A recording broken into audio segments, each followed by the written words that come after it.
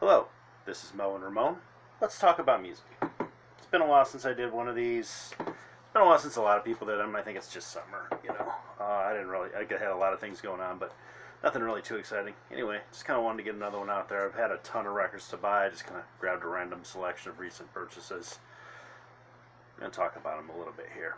So, first up here is the Fuzz Club Sessions by A Place to Bury Strangers. I picked this up at a show. They played in support of Idols, who are out on tour. Idols have a pretty hot new post-punk slash noise rock punky type album that's pretty hot. They're making a lot of noise, both literally and figuratively. Had bought the ticket months ago. Wound up the day before the show looking and realizing, oh shit, that show's tomorrow night. I haven't made a plan. I have to work late. I wound up getting to the show pretty late. In fact, I had missed A Place to Bury Strangers. I was excited to see them as an opener. I've seen them before. They put on a great show. Idols were on the stage when I got there. I still got to see an hour of their show, so that was, at least worth doing. But man, they bummed out that I missed that. Anyway, I went to purchase a shirt from them, and they had sold out of both my size and a size up. So I wound up purchasing a shirt and that record from A Place to Bury Strangers. It's a live-ish EP or live EP. I'm not sure. I'd have to look at it again. They kind of sound like an amped up Jesus and Mary Chain or My Bloody Valentine. They have a big, huge, noisy, fuzzy guitar sound that just kind of envelops, but a little more of a high energy type of thing than you normally get out of a shoegaze band. So it's kind of like, shoegaze on speed or whatever you would want to say about that. But they've got, I don't know, 5 records out and a couple of EPs, all of which are very entertaining. When I've seen them before on stage, they're great. They kind of have a smoke machine cover the whole room. You can't really see anything, but it's screaming loud, and you see people jumping all over in shadows. They're great. And that, the records are maybe a little samey, but definitely super enjoyable.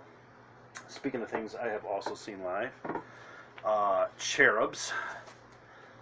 This is an Austin, Texas noise rock band. They were originally a band around in the 90s. Their album Heroin Man is kind of considered a serious classic among noise rock fans. They're back together. This is their second album, I think, since being back together, and they've had an EP in there. They're just fantastic. If you're a noise rock fan, they're in the top tier. Their album Heroin Man, like I was saying, is one of the most classic albums in the genre. Woo, boy did I jump with that up. But anyway, you get the picture. This new one, they're back in fine form. This new record's super enjoyable, great to listen to. And their live show, it's the second time now I've seen them. I never saw them in their original run. I saw them a few summers ago in Minneapolis at the MREP Bash 17. This time, this was their first Detroit area show, so that was great. The band Child Bite opened, who are friends of mine, so it was great to see some friends also. And Child Bite are also, they're a little bit kind of metal also, but noise rocky, and they're really hard to pin down, but they're a great band. They've been getting a little bit of attention too, so kudos to them. They're great guys and a great band, so good to know. And it was a great show. Next up here, I have Infest the Rat's Nest. It is the new album by King Gizzzard and the Lizard Wizard. If you're interested in music enough, records enough to this is a poster. I'm not going to unfold that whole thing. Just show you the insert. If you're interested enough in records to be watching this, I would imagine you've seen their name around. They are from Australia. They are a 7-piece. It's typically I've been calling them a garage psych garage band, but they kind of change their sound a little bit on every record, so they're getting harder and harder to pin down and describe or put into a box. This is their 15th album since 2012.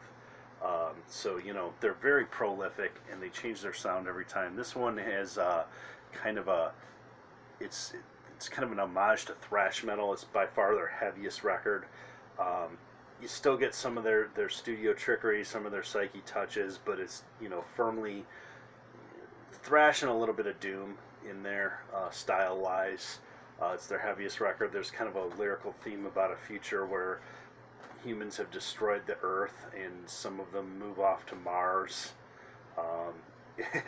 It's you know, I'm not necessarily one with story albums to precisely follow the story. So you could probably read somewhere else on to get a good grip of what it is exactly they're saying on there.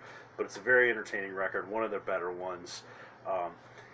Probably gonna be something a lot of thrash metal fans aren't as excited about, just because metal fans can be real territorial about bands that aren't metal bands adding metal elements to their sound. I don't really understand that. Personally, as someone who likes both thrash metal a lot and other things, I think it's great to hear somebody else kind of putting a little bit of a different perspective, even if they really are kind of following the form. They're not really adding anything to thrash. They're doing it and, you know, kind of putting their own touches on it. Anyway, it's one of the better records this year. Great heavy stuff, if you're into that. Speaking of thrash metal, recently picked this up. This is Frolic Through the Park by Death Angel.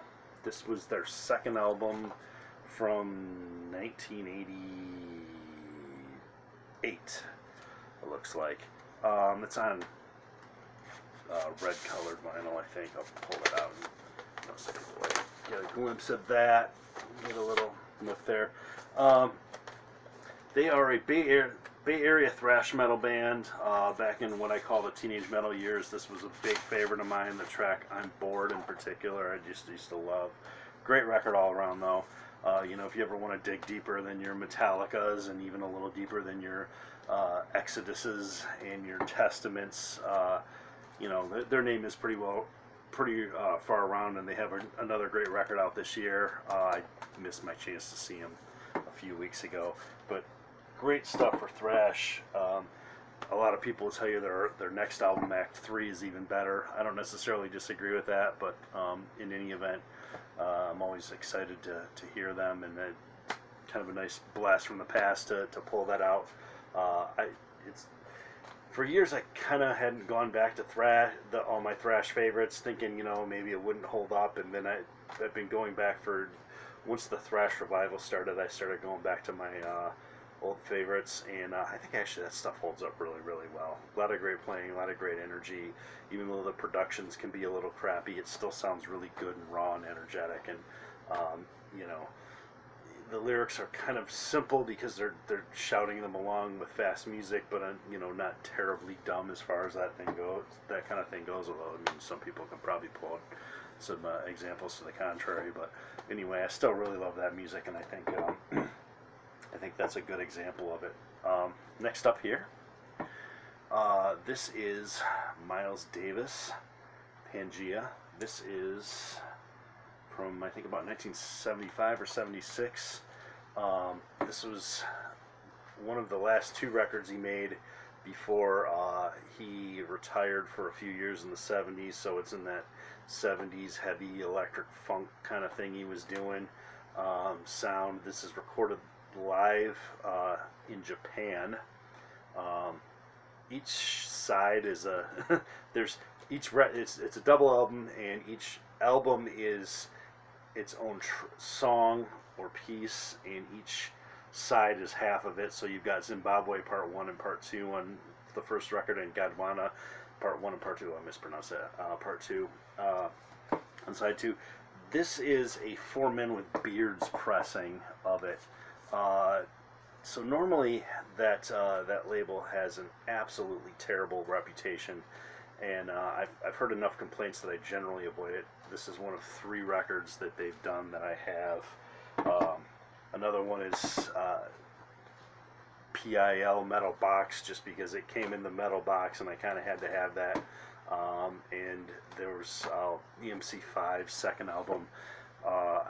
Because I bought that because we just had it in the shop, and I figured that record's produced so badly it's going to sound terrible no matter what.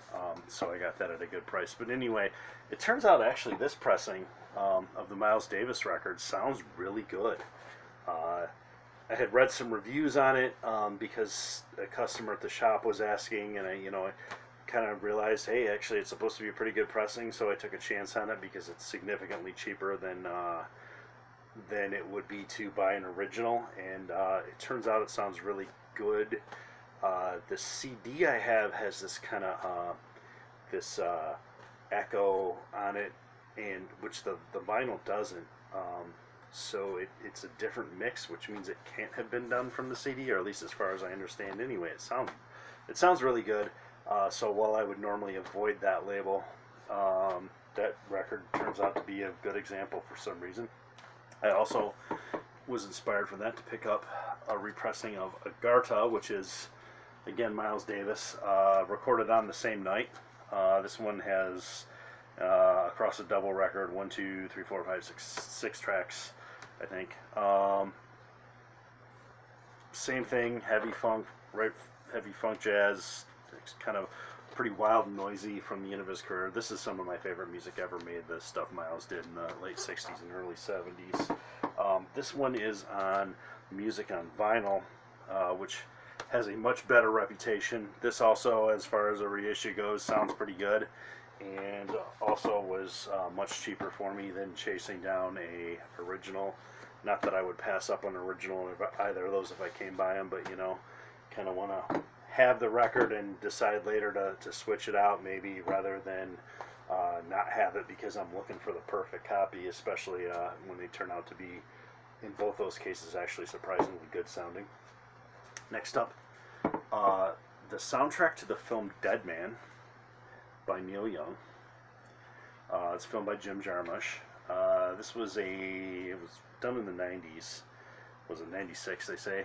I really love the film, but the soundtrack is pretty unique in Neil's catalog.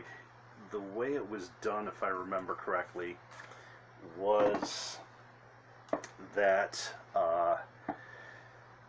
he was set up in a studio. Jarmusch set up in a studio where he could watch the film and play along to it, and he did it 3 times in a row. Watched the film, played along, and they put together the tracks based on his kind of improvising along to the film.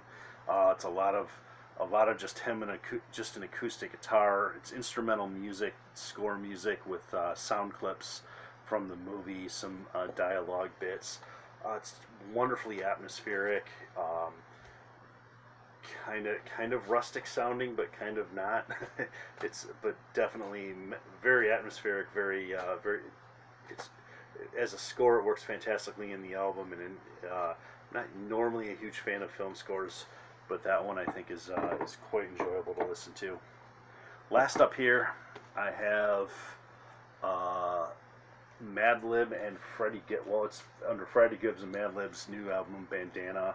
It's kind of a big deal as far as hip hop. It's widely reviewed. I don't really have a lot to add to the conversation. Obviously Madlib's spectacular, and Freddie Gibbs pairs very well with them. They both show up they both sound great together. A lot of people feel like the first record was more of Madlib with a little bit with Freddie Gibbs rapping on top of it. This is a little more of Freddie Gibbs rapping with Madlib, if you know what I mean. Like it's a little more of his place to shine. Like I said, I don't really have a lot to add to the conversation, but I did want to pull it out because, man, it's not showing up, but I just love that cover artwork. It looks great to me. Anyway, that's all the stuff I have for now. Hopefully I'll, squeeze in some time to get some more of these out, or not. We'll see.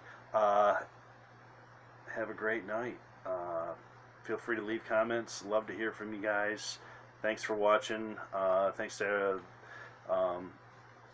people shouting out, subscribing, all that sort of stuff. I really appreciate it, and thank you very much. Have a great night.